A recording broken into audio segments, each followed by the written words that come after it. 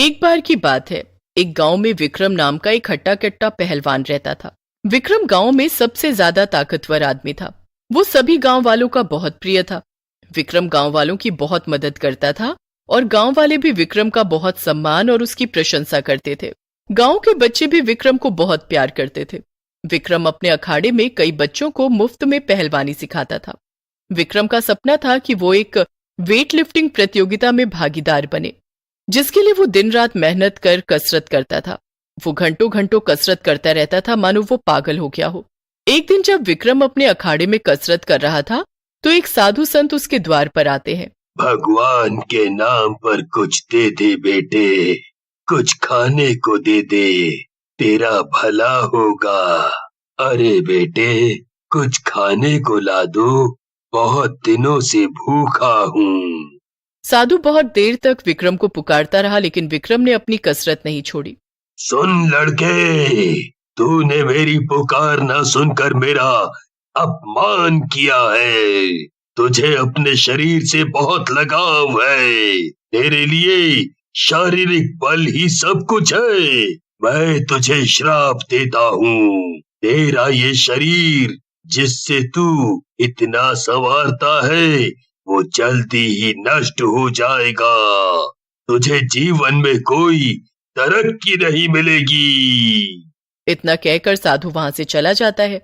विक्रम जब साधु के मुंह से निकले उस श्राप को सुनता है तो वो डर जाता है। हे साधु महाराज, मुझे माफ कर दो। मुझे अपनी कसरत के कारण आपकी पुकार सुनाई नहीं दी। मुझे माफ कर दो। अपना श्राप वापस ले लो आप। विक्रम जब तक अपनी माफी मांग पाता तब तक वो साधु बहुत दूर जा चुके थे। विक्रम को अपनी गलती का एहसास हुआ और बहुत दिनों तक वो उदास रहा। उसने कई दिनों तक कसरत करना छोड़ दिया, जिसकी वजह से वो अपना शारीरिक बल खोता जाता है। वो धीरे धीरे कमजोर होता जाता है। कुछ ही दिनों में वेट लिफ्टिंग प्रतियोगिता का दिन आ जाता है। विक्रम बहुत ही उदास मन से उस वेट लिफ्टिंग प्रतियोगिता में जाता है। अब आपका स्वागत है गांव के सबसे बड़े वेट लिफ्टिंग प्रतियोगिता में। यहाँ अलग अलग शहर से लोग भागीदार बनकर आए हैं। मैं आप सभी का दिल से स्वागत करता हूँ।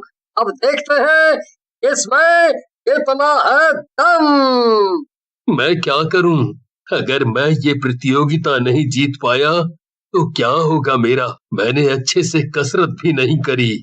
और अब हम स्वागत करते हैं विक्रम का। विक्रम जैसे ही वेट लिफ्ट करने जाता है वो असफल हो जाता है। विक्रम अपना पूरा दम लगाकर भी उस वेट को उठा नहीं पाता, जिसकी वजह से वो प्रतियोगिता हार जाता है। निराश होकर विक्रम घर वापस आ जाता है। आज मेरा बहुत बुरा दिन था। मैं प्रतियोगिता नहीं जीत पाया, जिसके लिए मैं इतनी मेहनत कर रहा था। कहीं ये साधु का श्राप तो नहीं? नहीं नहीं, ऐसा नहीं हो सकता। मैंने कसरत अच्छे से नहीं की, इसीलिए मैं हार गया। मैं दोबारा मेहनत करूंगा और अगले साल फिर प्रतियोगिता में जाऊंगा। विक्रम ठान लेता है कि वो अगली बार जरूर जीतेगा, इसीलिए वो पूरे साल पौष्टिक खाने के साथ दिन रात कड़ी कसरत करता है। अगले साल जब विक्रम वेट लिफ्टिंग प्रतियोगिता में जाता है, जैसे ही विक्रम प्रतियोगिता में अपना प्रदर्शन करने जाता है, वैसे ही वो अपने आप को कमजोर पाता है। उसके हाथ में दम नहीं होता, जिसकी वजह से वो वजन उठा ही नहीं पाता। विक्रम की सारी ताकत फीकी पड़ रही थी। वो पूरा दम लगाकर भी वजन नहीं उठा पा रहा था, जिसकी वजह से वो प्रतियोगिता हार जाता है। वो फिर निराश होकर वापस घर चला जाता है। विक्रम ये बात सुनकर बहुत उदास हो जाता है और कसरत छोड़ देता है। विक्रम उदासी में खाना छोड़ देता है। धीरे धीरे वो बहुत कमजोर और पतला होता जाता है। अंत में वो इतना कमजोर हो जाता है कि वो अपने बिस्तर से उठ भी नहीं पाता। धीरे धीरे उसका सांस भी लेना मुश्किल हो जाता है और फिर उसकी उसी बिस्तर पर मौत हो जाती है। अगली सुबह जब गांव वालों को पता चलता है तो वो उसका शव जलाने ले जाते हैं। शव जलने के बावजूद उसे शांति नहीं मिलती, क्योंकि उसे साधु बाबा का श्राप लगा था। वो एक खूंखार बलवान भूत बन जाता है। विक्रम की अशांत आत्मा उसी बंजर अखाड़े में भटकती रहती है। विक्रम का भूत बहुत ही गुस्से वाला और भयानक होता है। एक दिन रात को कोई गांव वाला उस बंजर अखाड़े की तरफ से गुजर रहा होता है। तभी उसे अखाड़े की तरफ से एक अजीब सी आवाज आने लगती है। ये कैसी आवाज आ रही है? हवा भी नहीं चल रही। जरा जाके देखता हूँ। गांव वाला अखाड़े के भीतर आकर खड़ा हो जाता है। आवाज तो यहीं से आ फिर अचानक से अखाड़े की रेत तेज तेज उड़ने लगती है। उस रेत को विक्रम का भूत ही नियंत्रण कर रहा होता है। विक्रम अपने भूतिया जादू से उस रेत की रफ्तार तेज कर देता है और रेत की रफ्तार के कारण वो गांव वाला अखाड़े के बाहर गिर जाता है। सुनो, अब तुम दोबारा इस अखाड़े की तरफ से गुजरना मत, नहीं तो मैं तुम्हें मार दूंगा और इस गांव को भी तबाह कर दूंगा। गांव वाला उस भूत से डरकर दुम दबाकर भाग जाता है और सारे गांव में ये ऐलान कर देता है कि कोई बहुत ताकत वाला भूत इस गांव के अखाड़े में घुस गया है। सभी गांव वाले बहुत डर जाते हैं और उस अखाड़े की जमीन को बेचने का फैसला ले लेते हैं। 1 साल बाद आरव नाम का एक शहर का लड़का उस अखाड़े की जमीन को खरीदने की सोचता है। वो उन गांव वालों से बात करने जाता है। नमस्ते अंकल, मैं इस अखाड़े की जमीन को खरीदना चाहता हूँ। क्या आप मेरी मदद कर सकते हैं? हाँ बेटा, क्यों नहीं, अभी आपका काम पूरा करवा देते हैं। शुक्रिया अंकल। बेटा, तुम इस अखाड़े की जमीन का क्या करोगे? घर बनवाओगे? नहीं नहीं, मेरे दादा इस गांव के बहुत बड़े पहलवान थे। उन्होंने वेट लिफ्टिंग प्रतियोगिता के कई सारे मेडल हासिल किए। मैं भी उनकी तरह बनना चाहता हूँ। इसीलिए मैं यहाँ एक जिम खोलूंगा और कसरत करूंगा। क्या कसरत? वेट लिफ्टिंग प्रतियोगिता? पहलवानी? मुझे दाल में कुछ काला लग रहा है। क्यों अंकल, आप ऐसा क्यों कह रहे हो? बेटा, इस जमीन को जरा संभाल कर इस्तेमाल करना। इस जमीन पर एक पहलवान का साया है। अंकल जी, मुझे माफ करना, मैं भूतों में विश्वास नहीं करता। इतना कहकर आरव वहां से निकल जाता है। आरव कुछ ही दिनों में उस अखाड़े की जमीन को जिम में परिवर्तित कर देता है। आरव भी विक्रम की तरह कसरत का शौकीन था। वो पूरा पूरा दिन जिम में कसरत करता था। विक्रम के भूत को ये देखकर अपनी कसरत के दिन याद आ जाते हैं। एक दिन रात को आरव जब जिम में ही कसरत करके सो जाता है, तभी उसके जिम के औजार इधर उधर गिरने लगते हैं। उस आहट से आरव उठ जाता है। अरे, ये आवाज कैसी थी? और ये सामान इधर उधर कैसे बिखरा पड़ा है? मैंने तो इसे सही से रखा था। तभी विक्रम का भूत अपने भयानक रूप में आरव के सामने प्रकट होता है। सुनो बच्चे, अपना सामान लेकर अपने शहर वापस चले जाओ, नहीं तो मैं तुम्हें मार दूंगा। मैं आपसे नहीं डरता। मैं ये जगह छोड़कर कहीं नहीं जाऊंगा। मैं यहाँ अपनी कसरत करूंगा और मुझे कोई नहीं रोक सकता। तुम्हें यहाँ से जाना पड़ेगा, ये जगह मेरी है। मैं यहाँ कसरत करता था, तुम यहाँ नहीं रह सकते। आप और कसरत? मैं नहीं मानता और मैं ये जगह नहीं छोड़ूंगा। मुझे यहाँ रहकर कसरत करनी है और वेट लिफ्टिंग प्रतियोगिता में भाग लेकर जीतना है। क्या तुम भी उस प्रतियोगिता में भाग लेना चाहते हो? हाँ, और मैं उसमें जीतना भी चाहता हूँ। मैं अब तक तुम्हारी परीक्षा ले रहा था। एक समय पर जब मैं जिंदा था, तब मैं भी तुम्हारी तरह ऐसा ही जुनूनी था। क्या क्या आप भी एक बॉडी बिल्डर थे, मेरे जैसे? हाँ बेटा, मैं भी बॉडी बिल्डर था। तो क्या आप एक बॉडी बिल्डर भूत हो? आप मुझे उस प्रतियोगिता जीतने में मदद कर सकते हैं? विक्रम का भूत आरव को बॉडी बिल्डर और उसको कसरत सिखाया करता था और उसे प्रतियोगिता के लिए उत्तम बनाना चाहता था। आरव और विक्रम का भूत दिन रात प्रतियोगिता के लिए कसरत करते रहते थे। आखिरकार वो दिन आ गया जब आरव का वेट लिफ्टिंग प्रतियोगिता में भाग लेने का दिन था। आरव प्रतियोगिता में जाता है, लेकिन वो बहुत ही डरा हुआ होता है। आरव स्टेज पर अपना प्रदर्शन करने जाता है। जैसे ही वो वजन उठाने जाता है तो वो उठा नहीं पाता। भूत दूर खड़े होकर ये सब कुछ देख रहा होता है। भूत आरव को जिताने के लिए उसके शरीर में प्रवेश करता है। आरव को भूत के अपने शरीर में प्रवेश के बाद एक उत्तम शक्ति का एहसास होता है।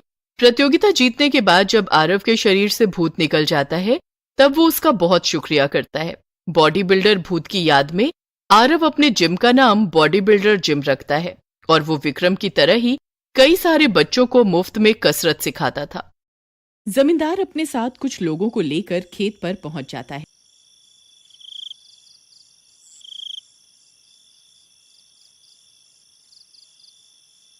भाइयों मुझे तो लगता है ये सब इस लालची जमींदार की वजह से हो रहा है। ये पहले से जानता था कि खेत श्रापित है, फिर भी इसने अपने लालच की वजह से इस मजदूर को किराए पर दे दिया। मैं तो कहता हूँ हमें इस जमींदार को यहीं इसी खेत पर बांध देना चाहिए ताकि ये खेत इसे भी निगल जाए। अरे भाई ये कैसी बात कर रहे हो? मुझे क्या पता था कि ये खेत श्रापित है? इसमें मेरी कोई गलती नहीं है। पूरे गांव को पता है कि तुम एक नंबर के मक्कार और लालची आदमी हो। तुम्हें सबक जरूर मिलना चाहिए। चलो भाइयों हम सब मिलकर इसे यहीं बांध देते हैं। फिर वे सब गांव वाले उसे उठा लेते हैं और खेत में ले जाने लगते हैं। अरे मर गया रे! अरे तुम्हारा नाश मिटे गाँव वालों, मुझे कहाँ ले जा रहे हो? मुझे छोड़ दो! अरे मर गया रे! वे सब मिलकर जमींदार को उसी खेत में पेड़ से उल्टा लटकाकर वहां से चले जाते हैं। अरे गांव वालों मुझे यहाँ अकेला छोड़कर कहाँ जा रहे हो? अरे नाश मिटो, वापस आ जाओ। मुझे इस भूतिया खेत में अकेला छोड़ के मत जाओ। फिर वे सब गांव वाले वहां से चले जाते हैं और जमींदार वहां अकेला लटका रह जाता है। तभी उस खेत में से भूतिया आवाजें आने लगती हैं। वह जमींदार बहुत डर जाता है। कौन है भाई? कौन है वहाँ? अब मुझे माफ कर दो, मुझसे गलती हो गई। तभी खेत में से जगीरा बाहर निकलता है। अब वह एक भूत बन चुका होता है। अरे मर गए रे, ये तो सच में भूत है। हे भगवान अब मैं क्या करूँ? अरे कोई तो मुझे बचाओ। अब तुझे मुझसे कोई नहीं बचा सकता। मैं सुबह से भूख के मारे तड़प रहा था। अब मैं तुझे खाकर अपनी भूख मिटाऊंगा। फिर जगीरा उसे पेड़ से नीचे खींच लेता है और उससे भी अपने साथ खेत के अंदर खींचने लगता है। ए भूत मुझे छोड़ दे, मेरी सारी दौलत ले ले लेकिन मुझे छोड़ दे। तभी जमींदार बहुत तेज तेज चीखने लगता है। उसकी चीख पूरे गांव में सुनाई देती है। सब गांव वाले ये मंजर देखने के लिए खेत की तरफ जाने लगते हैं। बहुत बढ़िया भूत भाई, इस जमींदार को छोड़ना नहीं, ये इसी के लायक है। सुमन ये सब देखकर बहुत परेशान हो जाती है। उसे ये सब ठीक नहीं लगता। नहीं, ये सब बहुत गलत हो रहा है। मैं किसी को ऐसे मरता हुआ नहीं देख सकती। मुझे कुछ करना ही होगा। तभी सुमन भागकर अपने घर जाती है और हनुमान जी की मूर्ति को उठाकर अपने साथ लेकर चल देती है। वहीं दूसरी तरफ वह भूत जमींदार को खेत में खींच रहा होता है और सभी गांव वाले उसकी मौत का मंजर देख रहे होते हैं, लेकिन कोई भी उसकी मदद के लिए आगे नहीं आता। अरे गांव वालों, कोई तो मेरी मदद करो। अरे कोई तो मुझे बचाओ। अरे मर गया रे, ये भूत तो मुझे कच्चा ही खा जाएगा। अरे गांव वालों तुम्हारा नाश मिटे। अगर मैं भूत बन गया तो भूत बनकर किसी को नहीं छोड़ूंगा। अरे मुझे बचा लो, कोई तो मुझे बचा लो। आए मैं मर गया रे। तभी सुमन हनुमान जी की मूर्ति लेकर वहाँ पहुँच जाती है। जमींदार जी ये पकड़िए जल्दी। जमींदार झट से हनुमान जी की मूर्ति को कसकर अपने हाथों से पकड़ लेता है। जय जय बजरंग बली, बजरंग बली की जय हो, बजरंग बली की जय हो, जय जय बजरंग बली। तभी वह भूत उस जमींदार को खेत के अंदर खींच लेता है। सभी गांव वाले हक्के बक्के रह जाते हैं। वहाँ एकदम शांति हो जाती है। सब लोग एक दूसरे की तरफ देखने लगते हैं। तभी जोर जोर से आवाजें आने लगती है। जय बजरंग बली, बजरंग बली की जय हो, जय जय बजरंग बली, तोड़ दे दुश्मन की नली। उस खेत की मिट्टी जगमगाने लगती है। चारों ओर रोशनी फैल जाती है। तभी उस खेत से भूतों की आवाजें आने लगती हैं। हे बजरंग बली, मुझे माफ कर दो। मैं अभी के अभी ये खेत छोड़कर चला जाऊंगा। हे बजरंग बली, माफ कर दो। तभी वह जमींदार, जगीरा और मजदूर खेत से बाहर निकल आते हैं। अरे बच गया रे, मैं तो बच गया। हे भगवान तेरा लाख लाख शुक्र है। बोलो महाबली हनुमान की जय, जय जय बजरंग बली, बजरंग बली की जय हो। जैसे ही हनुमान जी की मूर्ति उस खेत की मिट्टी को छूती है, वह खेत श्राप मुक्त हो जाता है। उस खेत की मिट्टी भी अब लाल रंग से सामान्य रंग की हो जाती है। सुमन भी अपने पति को वापस पाकर खुश हो जाती है। जमींदार को भी अपनी गलती का एहसास होता है। मुझे माफ कर दो भाई, मैं जानता था कि यह खेत श्रापित है। मैंने फिर भी तुम्हें इसे किराए पर दे दिया। अब मुझे मेरी गलती का एहसास हो गया है। आज सुमन नहीं होती तो मैं जिंदा नहीं होता। मेरे भाई, आज से ये खेत तुम रख लो। इस पर आज से तुम्हारा अधिकार होगा। और इस तरह वह खेत श्राप मुक्त होता है और पूरा गांव फिर से हंसी खुशी रहने लगता है। बहुत समय पहले की बात है।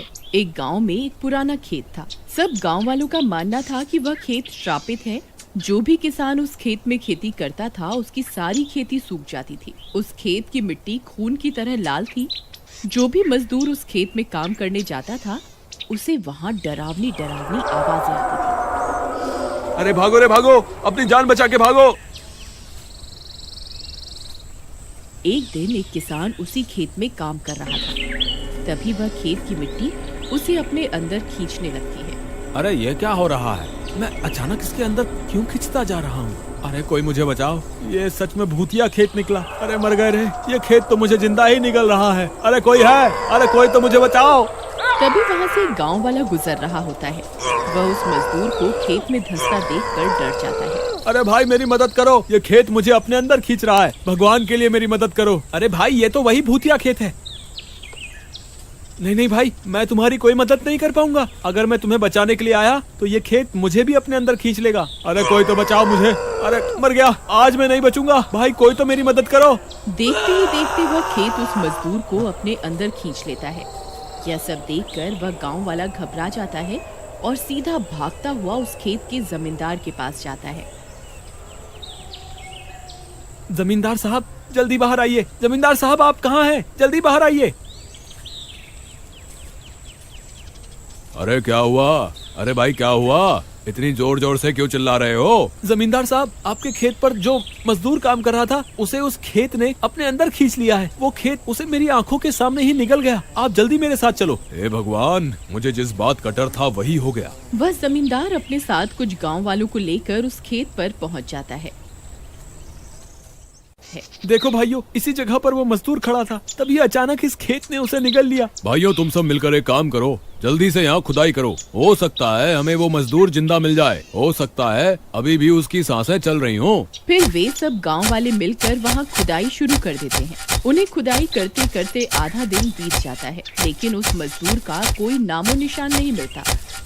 वह लोग बहुत गहरा गड्ढा खोद देते हैं, लेकिन उसके बाद भी उन्हें उस मजदूर का नामो निशान नहीं मिलता। ये सब देखकर उस मजदूर की पत्नी बहुत घबरा जाती है।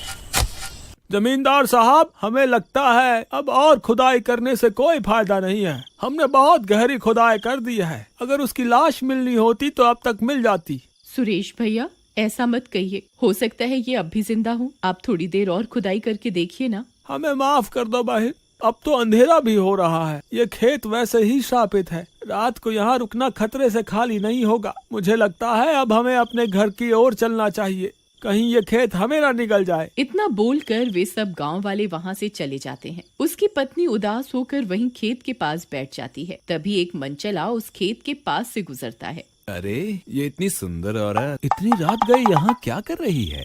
सुमन को अकेला पाकर वह उससे बात करने उसके पास पहुंच जाता है। अरे क्या हुआ? तुम इतनी उदास क्यों हो और इतनी रात गए यहाँ क्या कर रही हो? देखिए ना भाई साहब, मेरे पति सुबह इस खेत में काम कर रहे थे, तभी ये खेत मेरे पति को निकल गया। अच्छा ये बात है। अरे तो क्या हुआ? मैं हूँ ना, तुम मेरे साथ चलो, मैं तुम्हें बहुत खुश रखूंगा।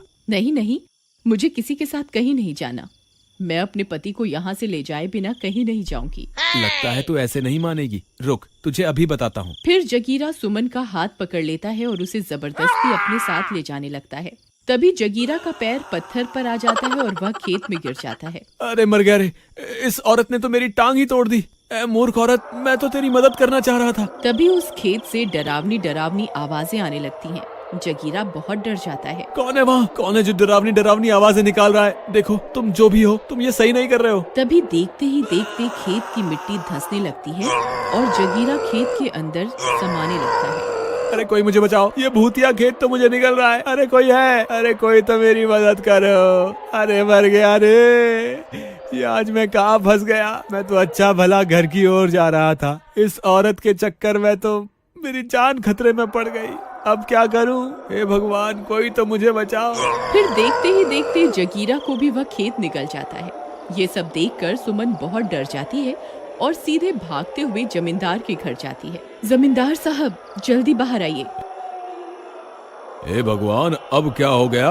कहीं कोई और घटना तो नहीं घट गई? फिर जमींदार भागता हुआ अपने घर से बाहर आता है और देखता है सुमन बाहर खड़ी होती है। क्या हुआ सुमन बहन, तुम इतनी घबराई हुई क्यों हो? अब क्या हुआ? जमींदार साहब, मैं उसी खेत के पास बैठी हुई थी, तभी एक मनचला वहाँ से गुजर रहा था। फिर अचानक से वह उस खेत में गिर पड़ा और उस खेत ने मेरी आंखों के सामने उसे भी निकल लिया। आप जल्दी चलिए। हे भगवान, ये सब क्या हो रहा है?